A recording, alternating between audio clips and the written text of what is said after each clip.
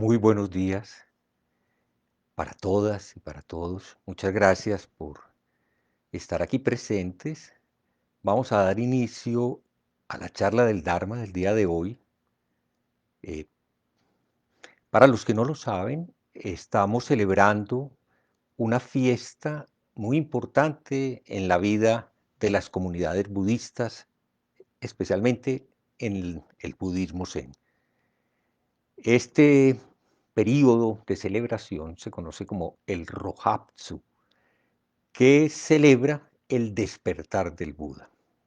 Entonces, los practicantes de nuestra sangha y de muchas sanghas en el mundo, en este momento están haciendo una eh, muestra de reconocimiento, de aprecio a su determinación alrededor de la práctica. Entonces, después de recitar los versos de inicio, invito a los presentes a que practiquemos juntos unos 10 minutos de zazen, de meditación.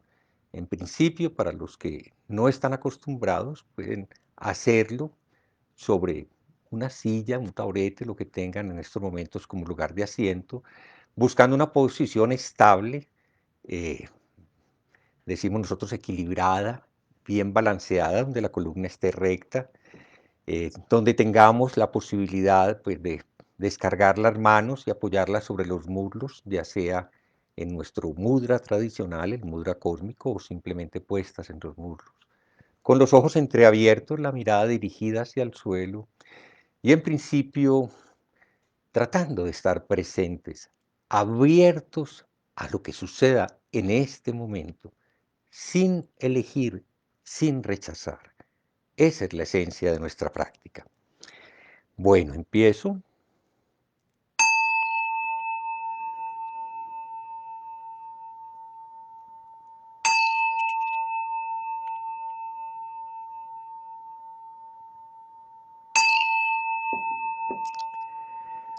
Un Dharma insuperable, penetrante y perfecto. Rara vez se encuentra incluso en 100.000 millones de kalpas. Pudiendo verlo, escucharlo, recordarlo y aceptarlo, me comprometo a probar la verdad de las palabras del Tathagata.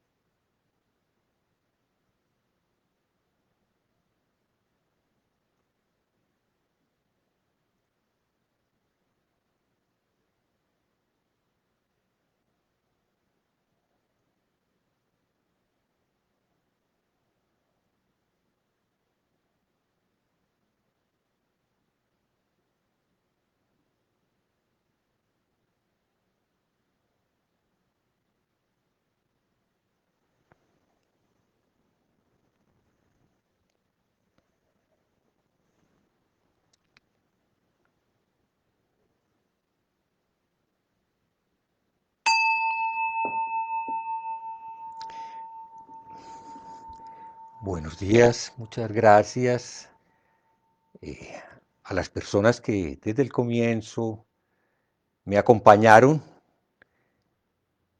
practicando la postura del despertar. Esta postura es la postura de Zazen, así la conocemos en nuestra tradición, pero también es más ampliamente conocida como la postura de Buda. Y seguramente todos recuerdan la historia de Buda, su búsqueda, desde sus inicios hasta el momento en que, sentado al lado del árbol de la Bodhi, el árbol del despertar, se transformó en un despierto, en un iluminado.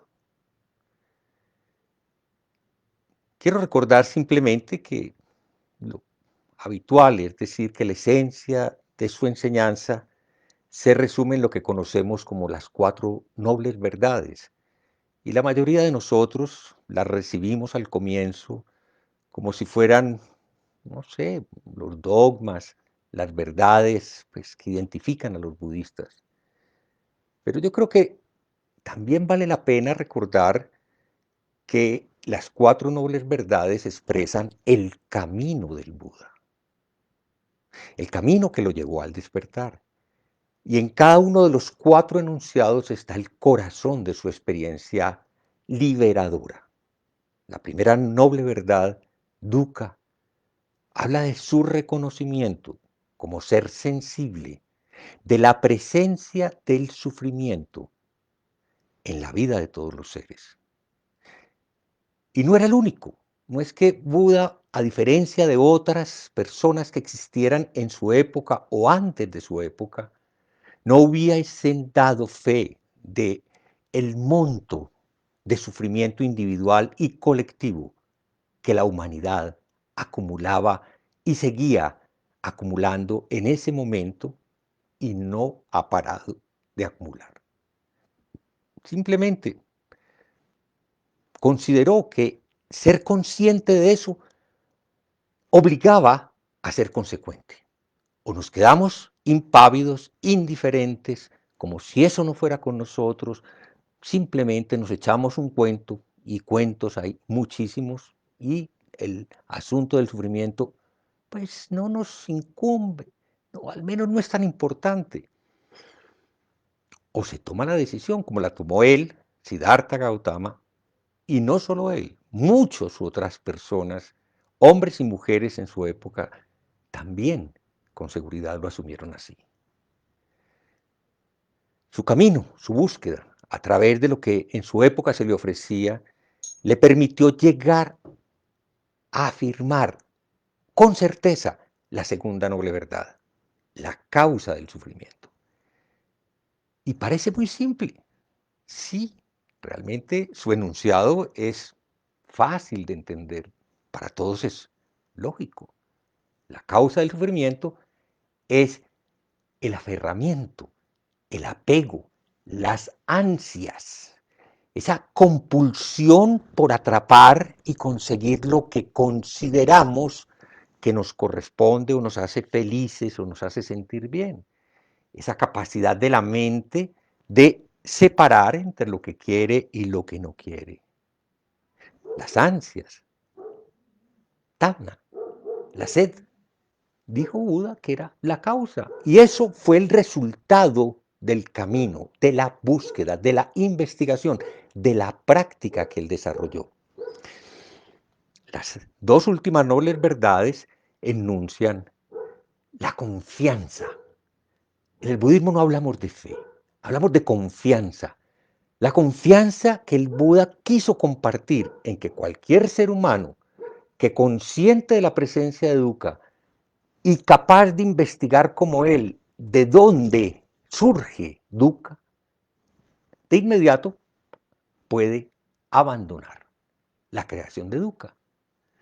Bueno, de inmediato aquí entraremos en un debate que ha estado presente en la historia del budismo. Eso de inmediato, pues hay que sopesarlo con cuidado. Bueno, de inmediato es que es inevitable para todos nosotros el que esto sea un camino, en que esto haya que andarlo paso a paso y no saltarse por encima cosas fundamentales que dónde están enunciadas en el octuple noble sendero. Entonces, el Buda, consciente de toda la confusión acumulada, dijo, pero bueno, si vamos a llegar a soltar el sufrimiento, deberemos dirigir claramente nuestra ruta. 8. Visión recta, hábil, sabia, intención, juntos, para incrementar la sabiduría, incrementarla. La sabiduría no es acumular conocimiento, la sabiduría es tener claro para dónde vamos y mantener viva la llama de esa eh, decisión, de desempeño, porque pues de nada sirve saberlo y dejarlo, que es lo que habitualmente uno observa en muchas personas que se acercan al Dharma. Pues sí, chévere, se puede ir allá donde no hay que estar echándole leña al fuego, pero nos quedamos pensándolo, hablándolo, la intención. Realmente, ¿qué es lo que nos mueve? ¿Qué es la energía que hace que caminemos? Claro, eso tampoco es producto de la voluntad. El Buda lo tuvo muy claro. Lo que nos atrapa es nuestro pobre desempeño como seres humanos. Es que nos enredamos con las palabras. Es que hacemos de nuestras vidas unas historias, unas narraciones que nos confunden, que nos enredan mucho más, cada vez más. Y además, grave, enredamos a los otros seres. La historia humana está llena de ejemplos lamentables. ¿Cuántas historias siguen vivas aquí en nuestra vida diaria, creando sufrimiento, aumentando las condiciones de sufrimiento propias y ajenas? Y eso no más porque tenemos un ejercicio de la palabra dañino, no saludable. Y muchas de nuestras acciones, pues realmente solo muestran esa oscuridad, ese andar en la oscuridad en el que nos mantenemos pasando de un sendero oscuro a otro sendero oscuro. Quizás no estoy hablando con personas que se sientan responsables de la muerte de otros seres. Y siempre que hablamos de eso nos encogemos los hombros porque sabemos que sí, que es inevitable. Incluso tratamos de elaborar una historia que nos haga sentir menos responsables. Pero sí, patrocinamos, pagamos por el asesinato sistemático de seres vivientes, de seres que si se les diera la opción preferirían no morir como cada uno de nosotros. Pero bueno, no es solamente eso, el no hacer daño es tan grande, es tan amplio, que por supuesto, pues mínimamente hay que estar evaluando nuestras acciones, hay que estar consciente de lo que hacemos, hay que ser capaz de darse cuenta. Y aunque hago parte de los que no gustaban de estas palabras, hay que arrepentirse, hay que sentir remordimiento de haber hecho bobadas, de haber hecho daño, de haber hecho sufrir a otras personas. Y recorramos el resto de nuestras acciones, allí está la práctica, allí está el camino, ese es el camino. Porque estamos inmersos en el mundo y salir de la oscuridad de este mundo compartido es darnos cuenta de cómo en nuestras relaciones y en nuestra vida diaria ejecutamos y ejecutamos una y otra y otra y otra acción que le da sombra a la vida, que le da oscuridad a mi vida y a la vida de otros seres. Entonces, sí, importantísima esa práctica paso a paso. No es fácil.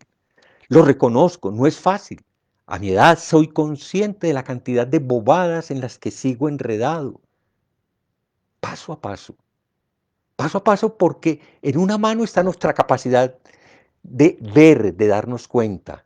Y en la otra mano está la compasión, sabiduría y compasión. Para entender nuestra humanidad compartida. El budismo no es un camino moral que condena la vida humana. No, simplemente es un camino de sabiduría que invita a ver el sufrimiento y a superar el sufrimiento. Esa sabiduría y esa compasión van íntimamente entrelazadas. Y bueno, no me extiendo, ya hemos hablado otras veces de este asunto de las acciones hábiles, de lo que favorece la práctica, porque finalmente para llegar a la postura del despertar, para llegar al cultivo de la mente, para llegar a la práctica realización, desafortunadamente es una metáfora, tenemos que limpiar el karma.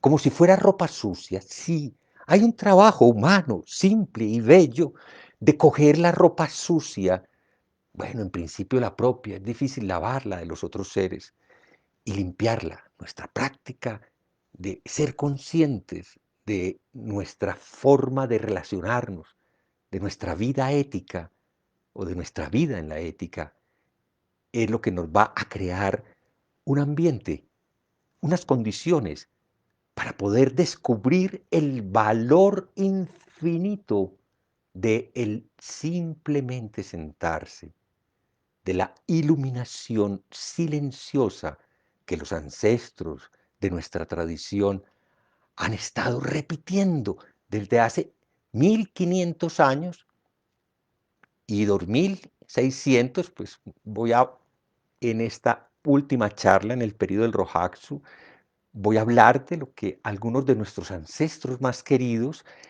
nos dejaron en sus palabras como orientación para nuestra práctica.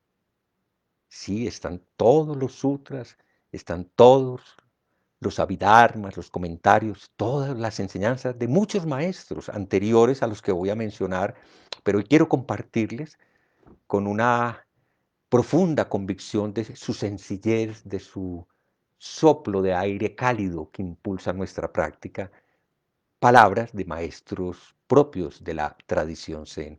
Y me disculpo por no tener equivalente en nuestra tradición Zen de palabras dejadas por mujeres ancestros propias de la tradición del Zen, que ese vacío se supere pronto. Voy a hablar de un poema que ya he compartido en varias ocasiones. Es un poema al que siempre volveremos los practicantes del Zen.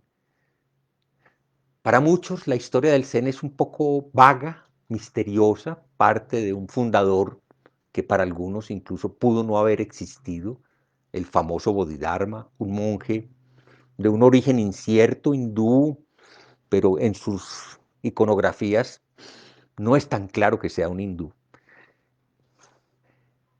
Y aparece hacia el siglo V-VI de nuestra era, en un momento en el que el budismo chino tiene una vocación, y es una vocación cavernaria. Los monjes se están retirando a las montañas y están profundizando su estudio en un momento de separación, de aislamiento. Ese sabor de lo cavernario también va a reflejarse en esta figura legendaria Bodhidharma. También tiene el sabor del que se retiró, del que entró a una caverna y vivió allí 9 años dedicado al picuán, al mirar, al contemplar la pared. Pero el Zen no se quedó allí. El Zen salió. Wike, el sucesor de Bodhidharma, fue un predicador con el ejemplo que vivió en medio de las personas en las ciudades. Se habla de que visitaba los bares incluso de los pueblos. Bueno, era itinerante. El tercer ancestro del Zen se llama Yanchi Zen-san. Su nombre en japonés es So-san. Y ese So es la primera sílaba de nuestra tradición, Soto Zen. Y quizás ese reconocimiento, por eso digo la vaguedad que muchos tenemos sobre nuestra historia, tal vez tiene que ver con el énfasis de esta que es una de sus enseñanzas centrales, fundamentales. Si a lo largo de la historia del Zen volvemos hasta un punto en el que una primera escritura propia de nuestra tradición surge y nos dice, miren, es que lo nuestro es de esta manera, es con este escrito que se llama el Chin Chin Min. Hay muchas traducciones del nombre. Utilizo la de el maestro Dokusho Villalba, no sé, él parece que tiene la facilidad para hacer traducciones directamente del chino. No sé si esta la haya hecho él directamente del chino, pero si ustedes consultan el Chin Mei, es otra forma de llamarlo, son las fonéticas que cambian. Eh, Hay muchas versiones, todas tienen algo que las acercan.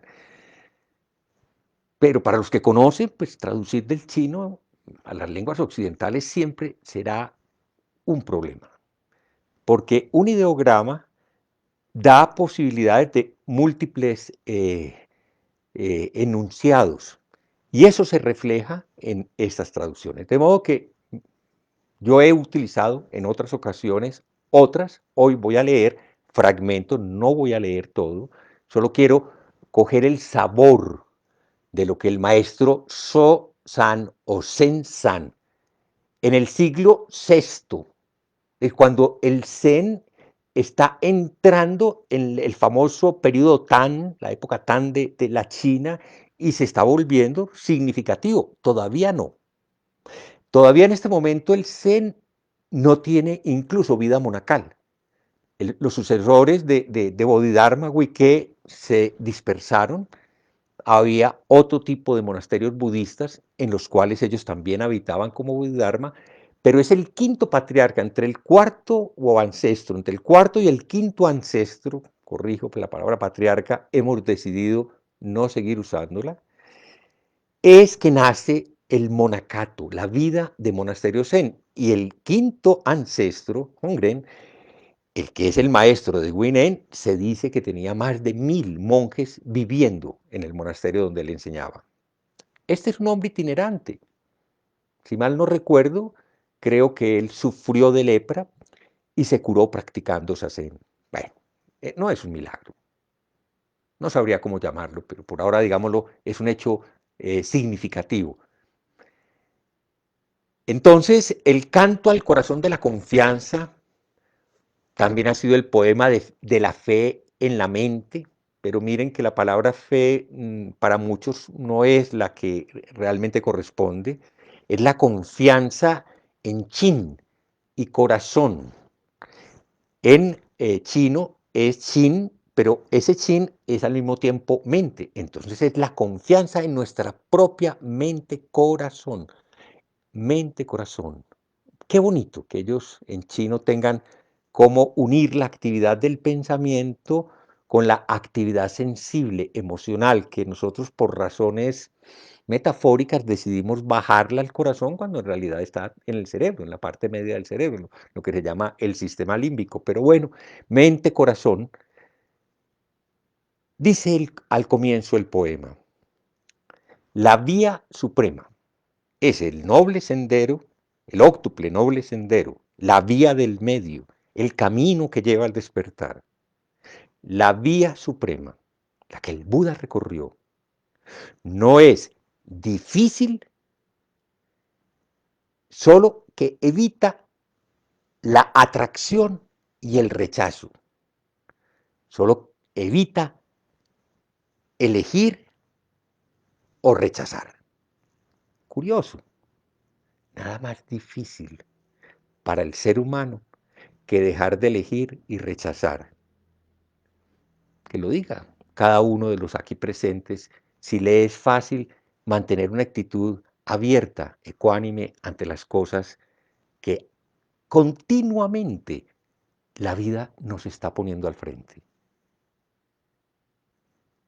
Estar ahí sin elegir, sin rechazar, significa una mente ecuánime. Y esa mente ecuánime es la que hace que la vida no sea difícil. Pero continúa. Cuando no hay amor ni odio,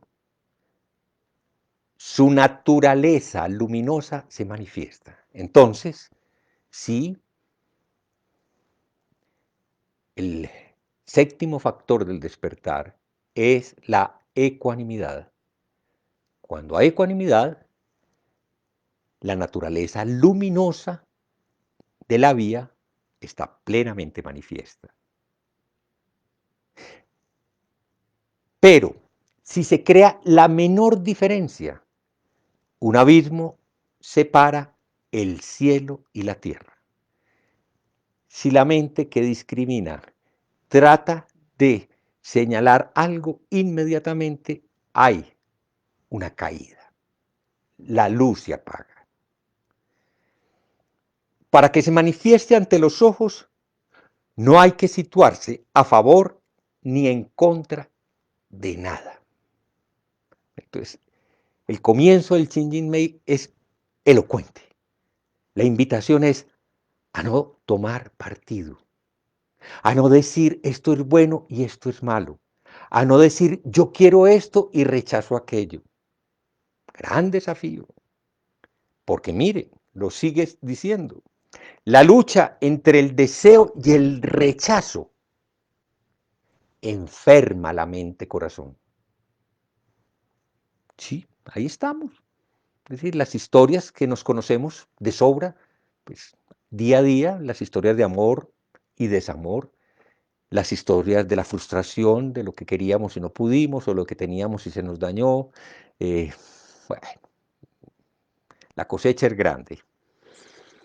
Al no comprender el sentido profundo, se perturba en vano la serenidad del corazón, perfecta como el espacio inmenso. A la vía nada le falta, nada le sobra. Como eco de esta afirmación, algunos de ustedes deben recordar la expresión del maestro Kodo Sawaki. Todos los seres son perfectos tal como son, sin nada que les falte ni nada que les sobre.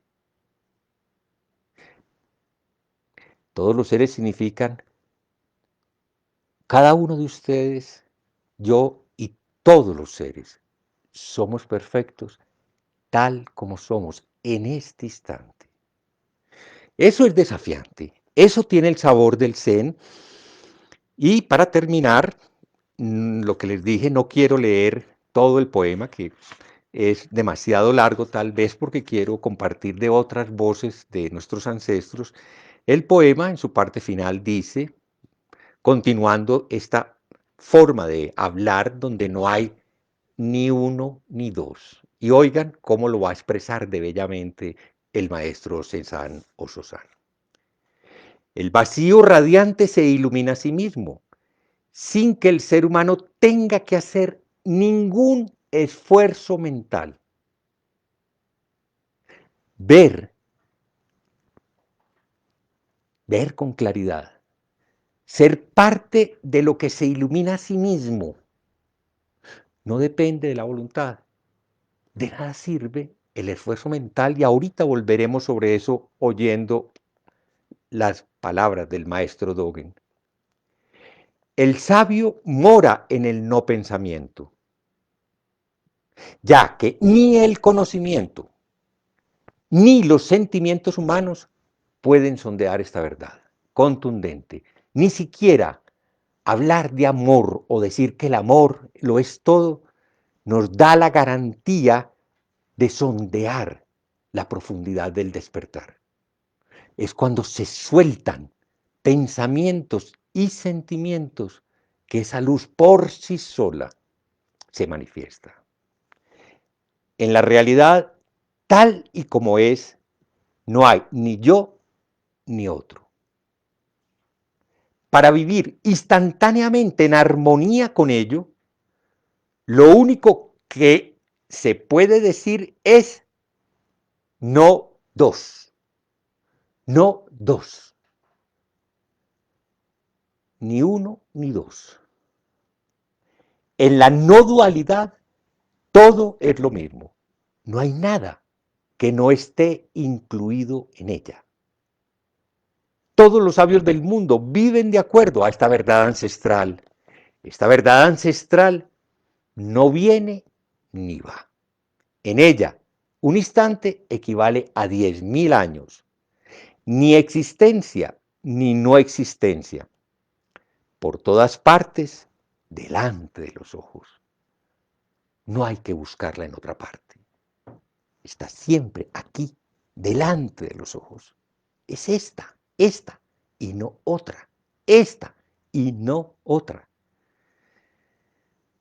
Lo infinitamente pequeño es idéntico a lo infinitamente grande. Cuando se olvidan los límites y se disuelven las fronteras. Lo infinitamente grande es idéntico a lo infinitamente pequeño. Nadie puede percibir la manifestación completa. Ser es no ser. No ser es ser. Siendo esto así, no hay nada a lo que aferrarse. Las formas son el vacío es las formas. Uno es todo, todo es uno. El asunto de lo uno es un asunto muy pesado en el desarrollo del pensamiento y de la religiosidad humana. Y mucho esfuerzo se ha hecho por crear la concepción de lo uno. Lo uno totaliza. Finalmente, parece que abarca y funde todas las cosas.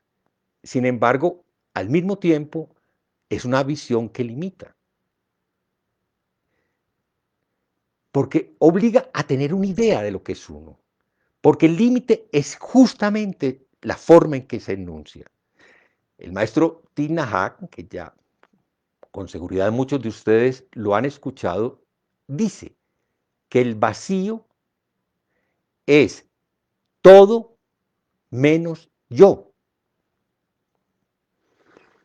Y es interesante. Si no hay esta cosa que adentro de mí quiere separar, elegir y rechazar, entonces yo desaparezco, caigo, me quedo y no hay separación. Unos filósofos contemporáneos hablaban de lo múltiple y hablaban de que realmente lo que se manifiesta no es la unidad, lo uno. Lo que se manifiesta y lo que está patente al frente de nosotros es lo múltiple. Entonces ellos invitaban a otra ecuación muy parecida y decían, lo múltiple es igual a todo menos uno, menos la unidad. Interesante también. Finalmente, en la manifestación, como lo veremos a continuación, está la expresión de eso que en muchas tradiciones apofáticas se ha preferido no nombrar. El Tao que puede ser nombrado no es el verdadero Tao. En la tradición cristiana hay mucha manifestación apofática que invita a no pensar ni enunciar la idea de Dios, porque allí ya no hay Dios. Uno es todo es uno. Siendo esto siempre así, ¿por qué preocuparse por lo infinito? El corazón de la confianza es no dos. No dos es el corazón de la confianza. Una vez aquí cesan las palabras y el tiempo desaparece. Bueno, esta es la forma en que el maestro Cézanne nos invitó, exactamente, el maestro Cézanne es de, no tengo por acá las fechas, bueno, el siglo V, sexto de nuestra era, hace 1400 años, cuando el Zen, que en su momento en China se llamaba era el Chan, eh, o se llamaba también la secta del yana, de la meditación, porque era notable que sus seguidores le daban más importancia a la práctica sentado que a la discusión o a la elucubración teórica. Aparentemente eran un poco como renegados de lo que era más valioso para los budistas del momento y era la acumulación de traducciones y de textos budistas. Sin embargo, pues la historia misma del Zen muestra que al contrario se le dio mucho aprecio a ciertos textos entre los que hay que recordar el Lankavatara Sutra, y así se conoció el Chan al comienzo, también como la secta de Lanka, porque Bodhidharma se dice que ese fue el sutra que recomendó a sus discípulos. Es un sutra que no se lee mucho actualmente. El siguiente sutra, que además es muy importante históricamente, fue el Sutra del Diamante. Para los que lo conozcan, eh, pues es evidente la relación profunda con el estilo de este poema. Para los que no lo conozcan, pues es todo un desafío en su brevedad, en su sencillez, que básicamente lo que nos invita es a soltar, a no apresar nada, a no apresar ni la idea de que hay que soltar, a soltar todo literalmente. Bueno, ahí les queda la provocación para que lo intenten conocer. De So-san o Zen-san a Shito pasan más o menos 2 siglos. Shito es un discípulo tardío del sexto ancestro de Guinen. Y Shito es dentro de los maestros de esa época fulgurante del Zen, tal vez el que dejó un legado mucho más rotundo, porque al menos 3 de las tradiciones más prestigiosas del Zen se originaron en su enseñanza. De él es un poema muy querido en nuestra tradición que se llama el Sandokai, bueno, ese es su nombre en japonés, que nos invita a ir más allá de la falsa polaridad o discusión entre la iluminación súbita y la iluminación gradual, que para algunas personas pareció ser el comienzo del verdadero Zen chino. Y la verdad, hay buenas razones para dudar de esa pretensión. Ichito en el Sandokai insiste bellamente en ir más allá de cualquier distinción entre la escuela del norte y la escuela del sur. No va a hablar del Sandokai, que es un texto ya de por sí también muy importante en términos de cómo concebimos nosotros la iluminación. Voy a hablar de otro que es, eh, yo diría, el que mejor encarna palabra tras palabra la verdadera idea de cómo se construye esa zen en la vida de cualquier practicante. Se llama El canto a la ermita de techo de paja. Este sí lo voy a leer entero porque es corto, o relativamente corto, y suficientemente inspirador. Aquí, donde no hay nada de valor, he construido una ermita con el techo de paja. Después de comer, descanso y disfruto de una siesta. Cuando tengo hambre como, cuando tengo sueño duermo. Practicar en la vida ordinaria. Cuando la choza estuvo acabada, la maleza ya crecía de nuevo. Instalada ahora por doquier recubre todo. Quien ocupa esta ermita vive apaciblemente en ella, sin enredos, sin atorarse en el interior, en el exterior, ni en el medio. Allí donde la gente ordinaria habita, él ya no. Allí donde la gente ordinaria gusta, él ya no. Sí, sí, finalmente las acciones hábiles. Distinguimos que hay acciones que causan sufrimiento y tomamos la decisión de no cultivarlas. Esa es la práctica en la vida ordinaria. No es quedarse repitiendo sin ser conscientes de los efectos, de las consecuencias de nuestras acciones. En sus escasos 10 metros cuadrados, esta choza contiene el universo entero. Un anciano y el resplendor de las formas y su esencia. Los bodhisattvas del gran vehículo tienen una fe absoluta en esto. Los hombres mediocres u ordinarios no pueden evitar dudarse y preguntarse, ¿perecerá o no perecerá esta choza? ¿Perezca o no? El verdadero maestro no mora sino en ella. Algunos dicen que más que una choza, lo que metafóricamente el maestro está describiendo es el morar en esta choza de paja que es nuestro propio cuerpo. Perezca o no, el verdadero maestro no mora sino en ella. El verdadero maestro, que es cada uno de nosotros, no puede existir, no puede morar en ninguna otra parte, sino en su propio cuerpo. Rompiendo esa falsa dicotomía entre la escuela del norte y la escuela del sur, continúa el poema. Ni en el norte, ni en el sur, ni en el este, ni en el oeste, permanecer firmemente enraizado en la quietud. Nada puede superar a esto. La luminosa ventana, bajo los verdes pinos, palacios de jade y torres bermellón, no pueden comparársele. Simplemente sentado. Se dice que quizás la primera vez que se habla del simplemente sentarse sea esa expresión de este poema. Simplemente sentado, con la cabeza cubierta, todo permanece en reposo.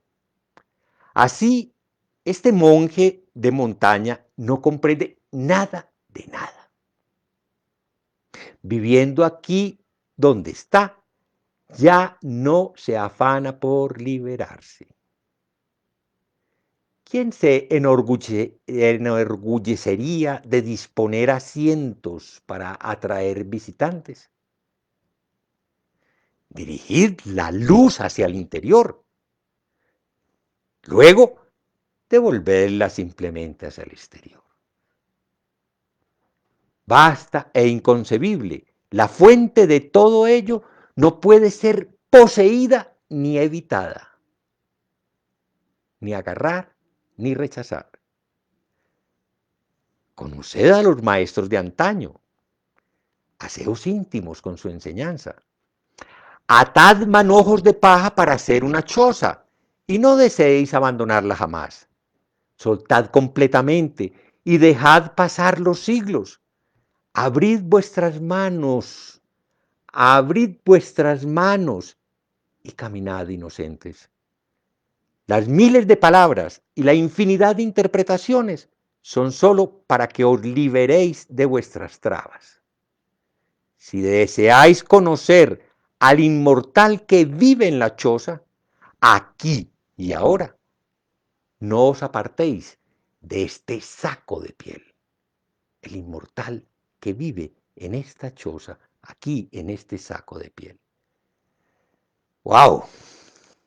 Esa es la invitación a la iluminación silenciosa del maestro Shekito, que otros maestros van a su manera a expresar también muy bellamente.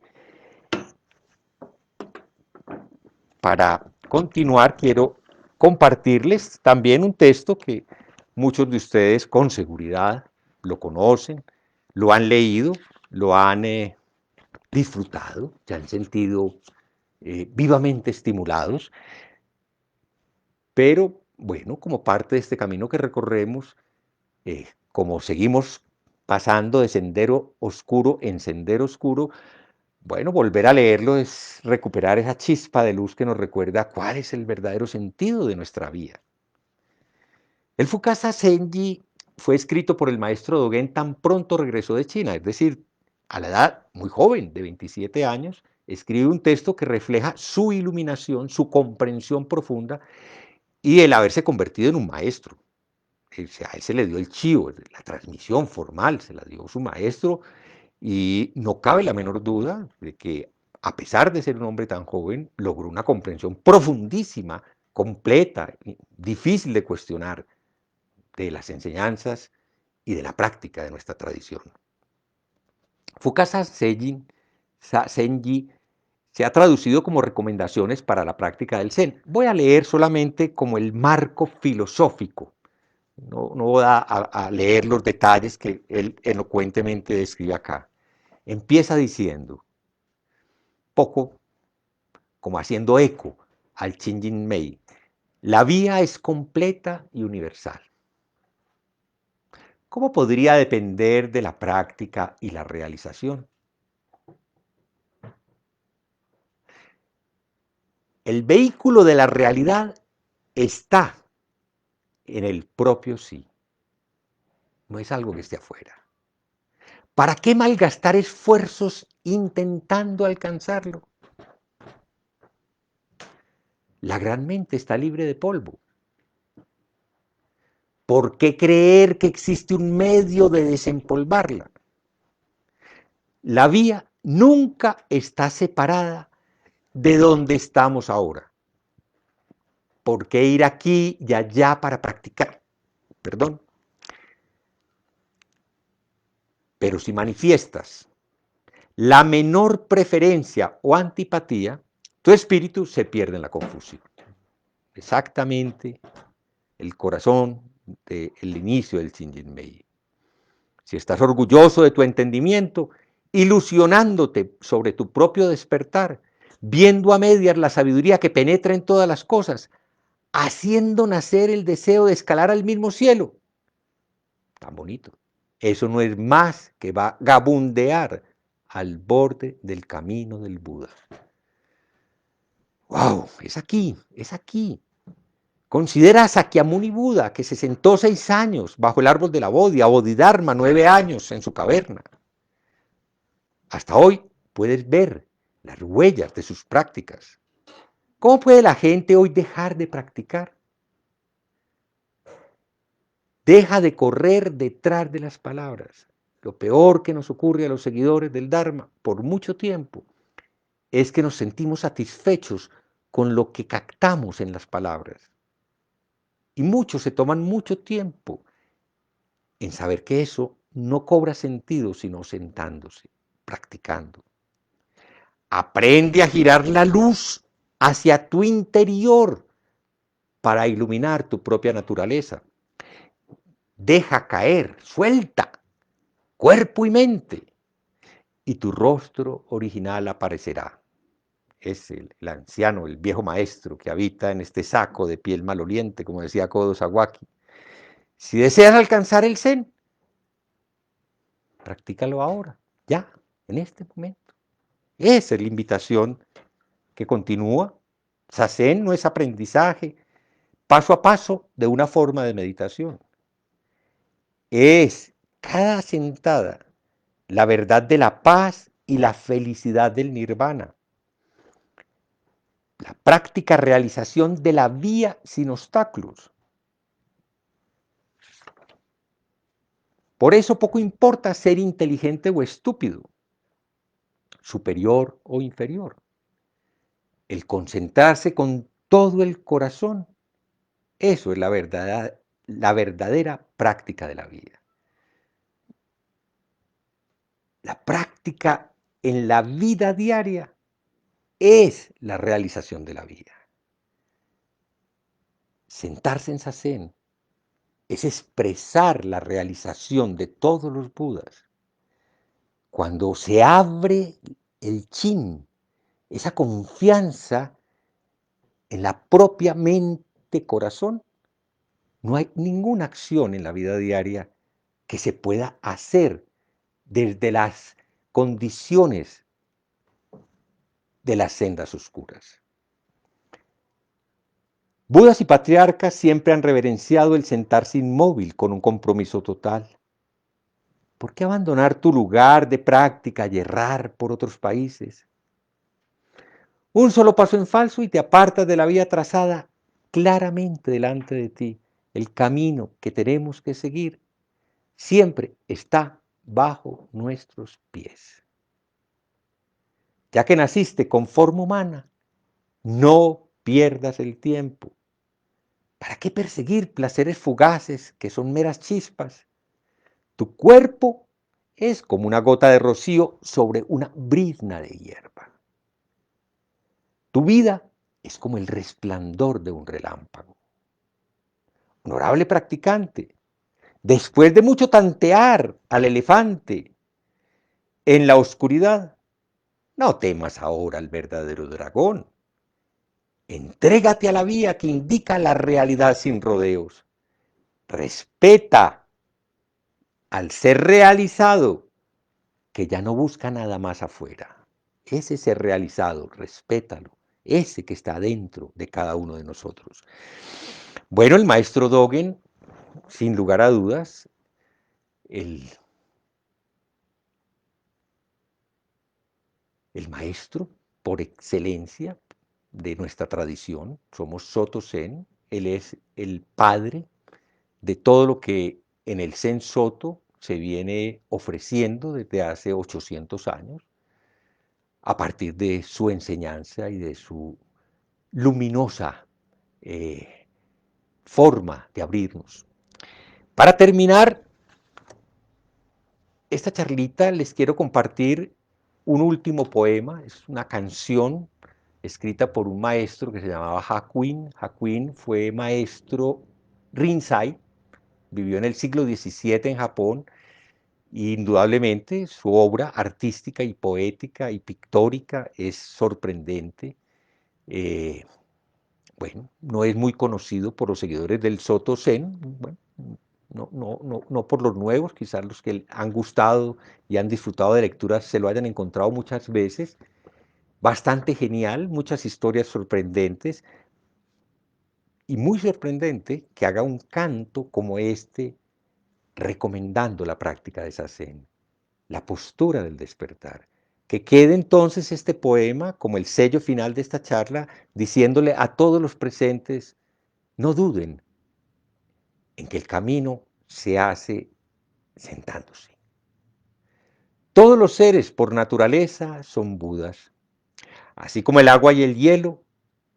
No hay hielo sin agua. Aparte de los seres, no hay Budas.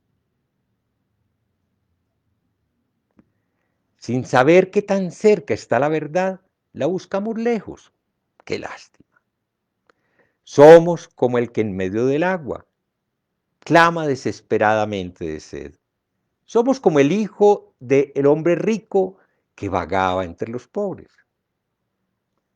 La razón por la que transmigramos a través de los 6 reinos es porque estamos perdidos en la oscuridad de la ignorancia.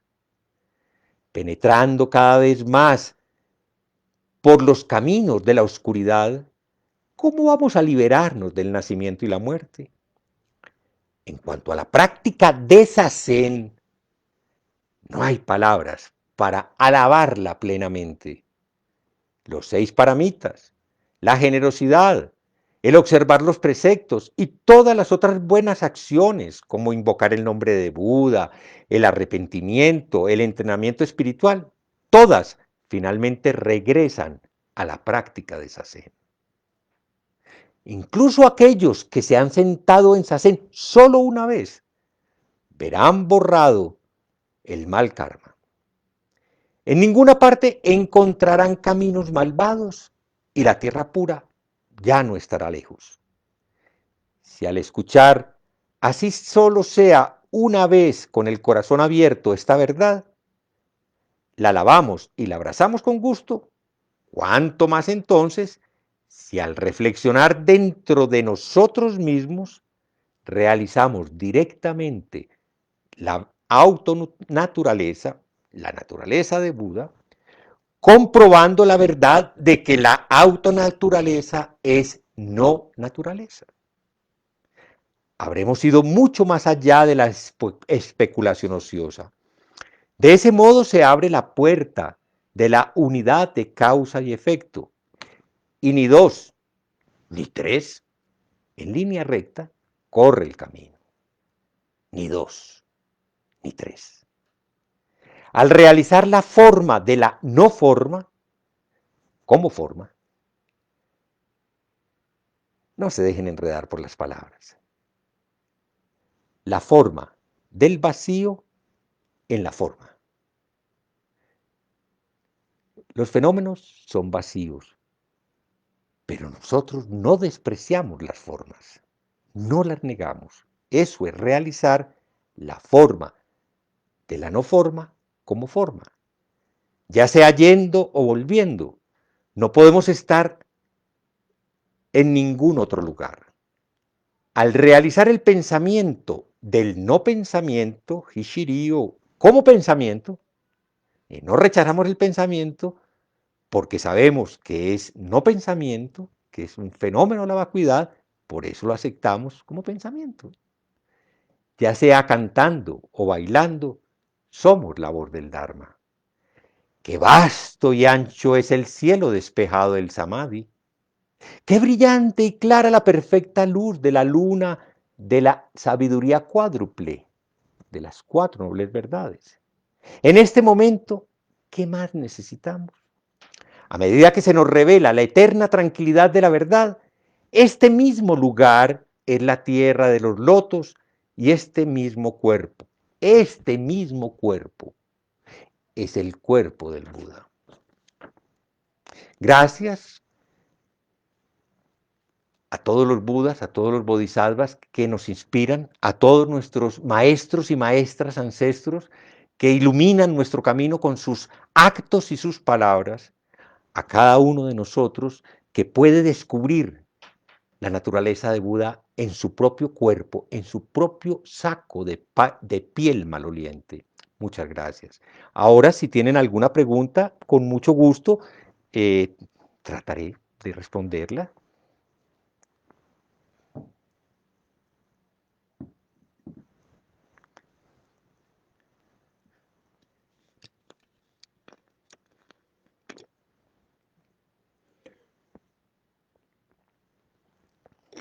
Bueno, se agradecen cualquier comentario, cualquier inquietud que quieran compartir.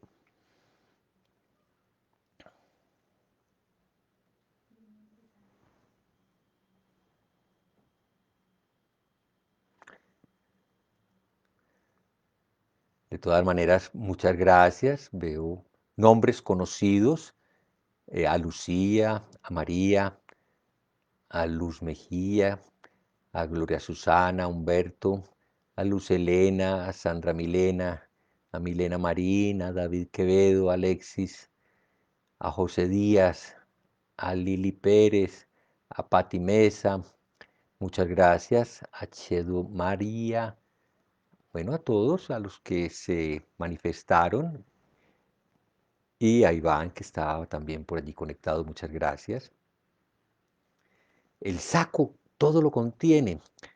Pues lo único que yo podría responderte, Jairo, es que nada le falta.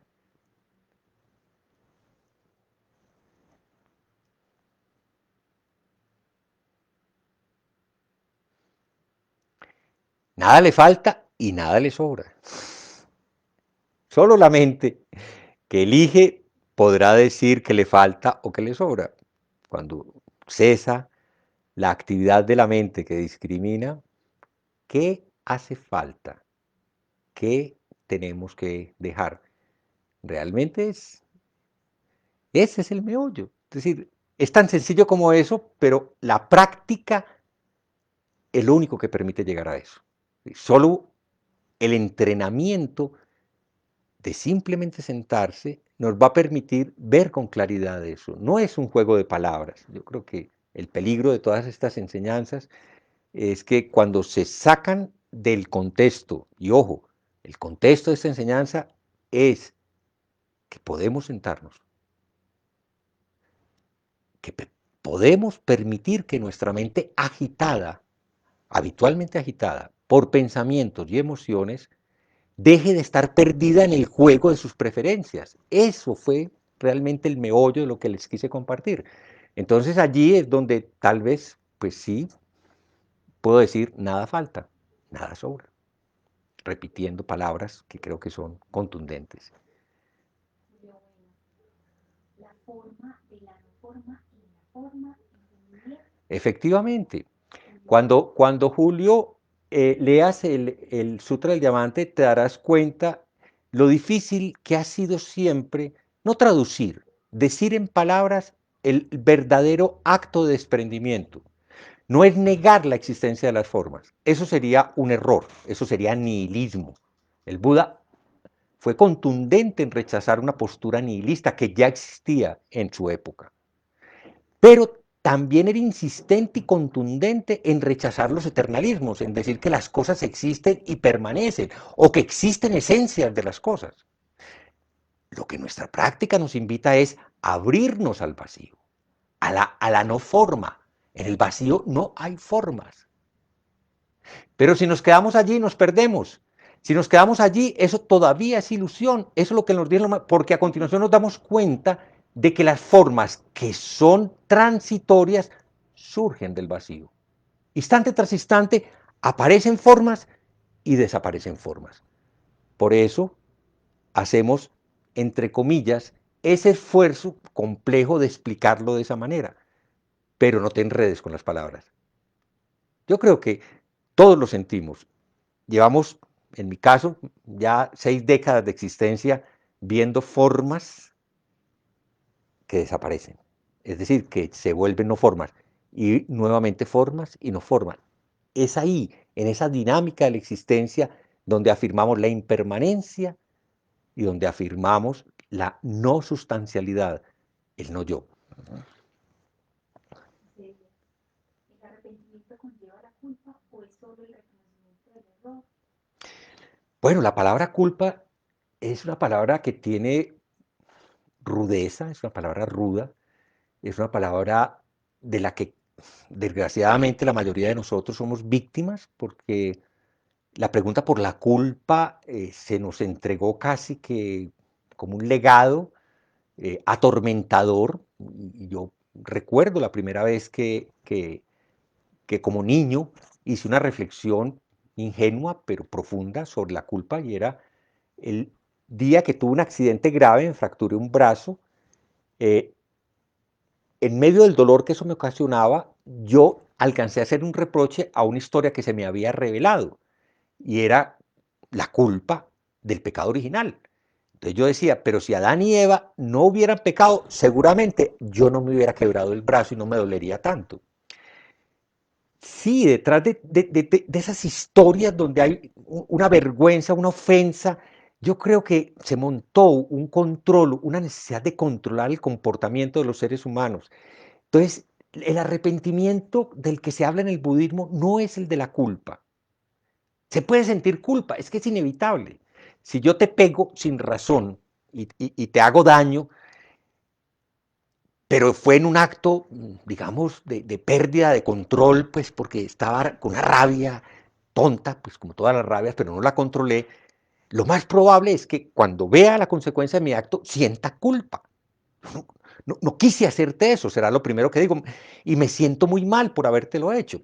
Está bien, pero no hay que entregarse a la culpabilización. Esa culpa hace parte, yo diría, del reconocimiento y de la capacidad de darnos cuenta de las consecuencias de los actos y por lo tanto la voluntad que tenemos todos de no seguir repitiéndolo, porque si te causé daño una vez y te lo va a seguir causando.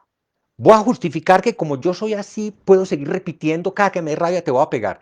Bueno, yo creo que ese es el gran debate en un aspecto de la falta de manejo de nuestras emociones, en el que creemos que la educación, el entrenamiento es importante para ayudarle a las personas que son víctimas del secuestro emocional para que no sigan haciendo daño.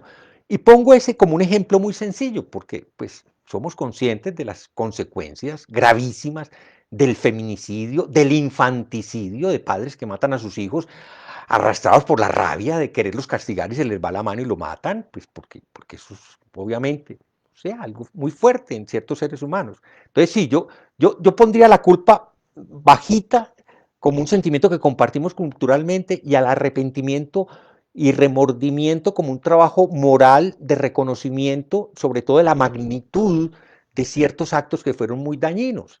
Me robé algo. Sí, pudimos haber tomado sin autorización algo y luego me doy cuenta de que no lo debía haber hecho y me arrepiento. Y está bien sentir el arrepentimiento.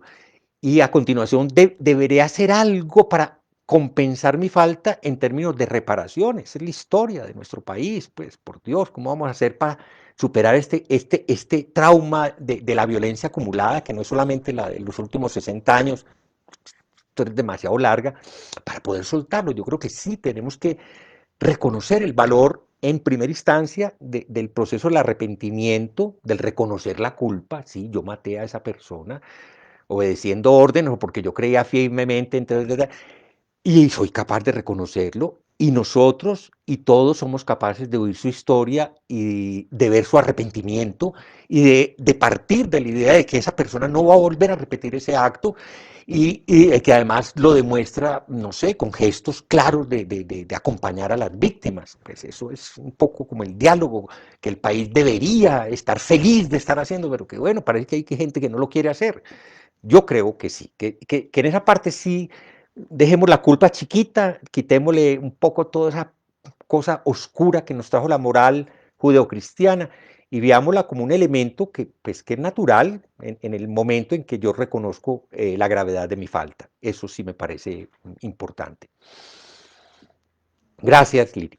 Jairo León, Jairo, nuevamente. que con solo una vez haberse sentado y nos liberamos de esa forma. Mira, con solo una vez te liberas, pero con solo una vez que pienses que no te has liberado, ya dejaste de estar liberado. Entonces, pues como la mente es así, Jairo, nos toca volvernos a sentar. Sí, no hay que ser ingenuos. Vuelvo a repetir, las palabras suenan muy atractivas y es verdad, yo sí creo que en el espíritu de muchas personas el encuentro con una práctica de verdad iluminadora. Es que esas experiencias de verdad iluminadora no son comunes. Lo normal, lo sabemos, es más bien el querer poseer la práctica, el yo que viene a poseer la práctica para transformarse en algo. Ya eso oscurece la práctica. Yo creo que muchos practicamos por muchos años con esa idea de que nos vamos a convertir en algo bueno. No, yo creo que la mención de un verdadero sacén es cuando dejas caer cuerpo-mente, que es como cuando ya no tienes nada que poseer. ¿Cuántas veces te ha pasado? Esa sería yo la que llamaría la práctica una vez iluminadora. Pero también oye lo otro. Eso no depende de ti. Pues, y hablo de ti como yo. Realmente la naturaleza de duda se manifiesta, está presente, es inherente a todos los seres. Así empezaba el poema también. Todos los seres lo manifiestan.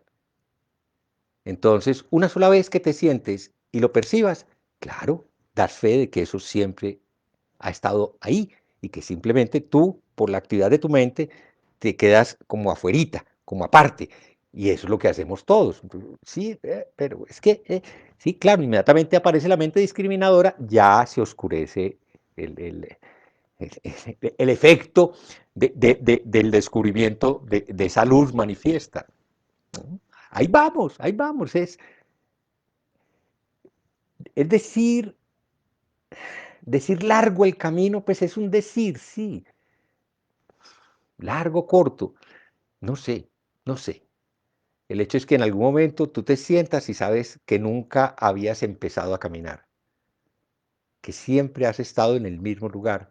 Entonces, seguir hablando de largo, corto, ¿qué tendrá? ¿Qué significado tendrá? No sé, no sé, pero esa es mi confianza. El camino está aquí donde estoy sentado, donde está sentado, donde cada uno está sentado. Muchas personas agradecen. Creo que Ley nos pregunta de algo que dice Luna. Y dice que hola maestro, ¿qué es la vacuidad? Vacuidad. Andrés, preguntas por la vacuidad.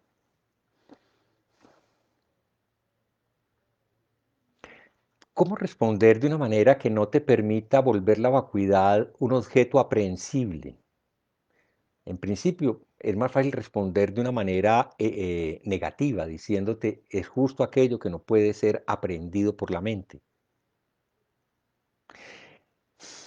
Pero bueno, ahí no te respondería nada, pues también sería como responderte diciendo que el verdadero Tao no puede ser nombrado. Sí, eso lo deja uno como viendo chispitas, como... No es seguro que haya una forma clara de definir la vacuidad. Ahorita utilicé, pues la he repetido tantas veces, me disculpa si ya la has escuchado, la fórmula del maestro Tinaja.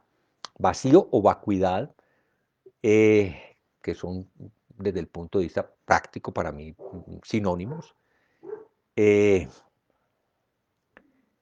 Él hace una ecuación, vacío igual todo, lo múltiple, todo, incluso lo que no conoces, todo, menos yo. Y entramos pues en el problema de definir qué es el yo exactamente, porque finalmente pues yo tengo que reconocer que el yo hace parte del todo. Entonces finalmente no es sustraerlo. Pero definiría el yo como para entender la ecuación en términos de la mente que discrimina. Yo estoy aquí, tú estás allá. Esa es la mente que discrimina. Y en estos momentos se está operando. Pues es real. Yo estoy aquí al lado de un portátil, al frente de una camarita, y tú estás allá, no sé, a 20 kilómetros de distancia, sentado también al frente de un portátil, en un mundo muy distinto al mundo en el que yo vivo. ¿Y cómo podríamos ver que estamos no separados? ¿Cómo podríamos dar fe tú y yo de que no hay ninguna razón para considerar que tú y yo no hacemos parte de ese todo? Y que no sea meramente un juego intelectual, sí, todo, pues sí, porque sumamos el universo entero del que no es muy claro los límites, pero bueno, tiene unos límites temporales y está en expansión, y bueno, hay teorías que hablan de muchas otras cosas. Y si alcanzáramos a tener esa imagen de ese todo, pues sí, no estamos separados, estamos dentro del todo. Y no solamente estamos dentro del todo, sino que muchas de las cosas que te componen a ti y muchas cosas de las que me componen a mí en este momento, es decir, átomos, moléculas, están saltando. Hay una danza cósmica de átomos que pasan de un cuerpo a otro cuerpo. Quizás si hiciéramos un experimento, ¿por qué no? Lo han hecho para buscar un átomo que haya estado dentro de mi cuerpo y que por alguna misteriosa razón esté ahora en tu cuerpo, a lo mejor hasta lo encontremos. No estamos tan lejos como para que eso no ocurra. Pero no son esas visiones las que yo quisiera que quedara. Yo diría que a lo que tenemos que renunciar es más bien al esfuerzo mental de ver las cosas separadas. Pero, ojo pues, que esto también lo dijimos ahora, no para que todo se vuelva una amalgama en la que no sea posible distinguir nada, sino para que podamos fluir con libertad en medio de lo que aparece y desaparece. Tú, yo, nosotros, ellos, vosotros, aparecemos y desaparecemos. Y el flujo continúa. La práctica a lo que nos lleva es a descubrir ese fluir. Y ese fluir solo es posible describirlo en algo que podemos llamar vacuidad. Pero no agarre la palabra vacuidad. No se deja agarrar. Y si crees que la agarraste, ya no tiene la vacuidad en la mano. De modo que, discúlpame que no pueda decir mejor las cosas, una ideita pobre, pero bueno, lo que sale de mi corazón.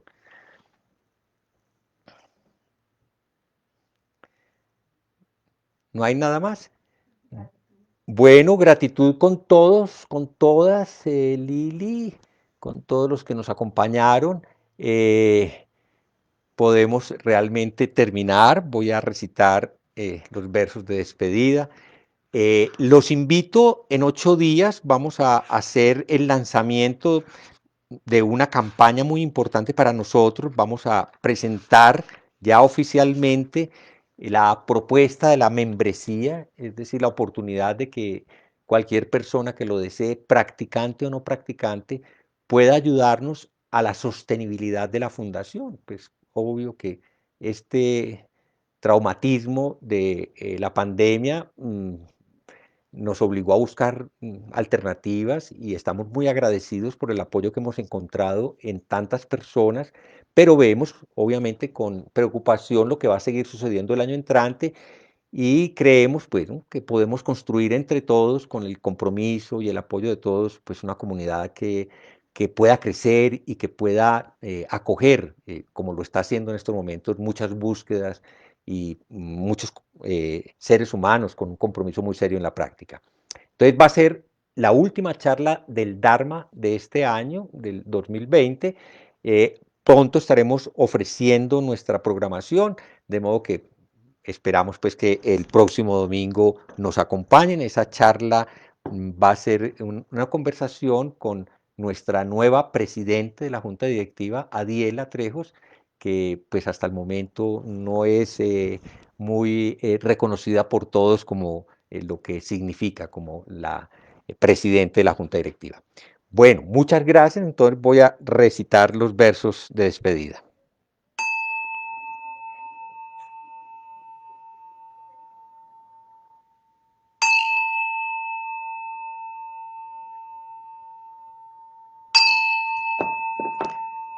Que nuestra intención se extienda por igual a cada ser y lugar con el verdadero mérito del sendero del Buda. Los seres son innumerables, hago el voto de salvarlos. Las ilusiones son inextinguibles, hago el voto de terminarlas. Las puertas del Dharma son infinitas, hago el voto de atravesarlas. El camino del Buda es inmejorable, hago el voto de realizarlo. Bueno, ahora sí, muchas gracias. Un feliz resto de domingo. Ya estamos en una época, bueno, para todos muy importante. Navidad, disfrútenla, cuídense. El problema de la pandemia sigue activo, es muy selectivo, pero siguen muriendo personas. Por favor, cuídense mucho. Que la pasen muy bien y muchas gracias. Nos vemos pronto.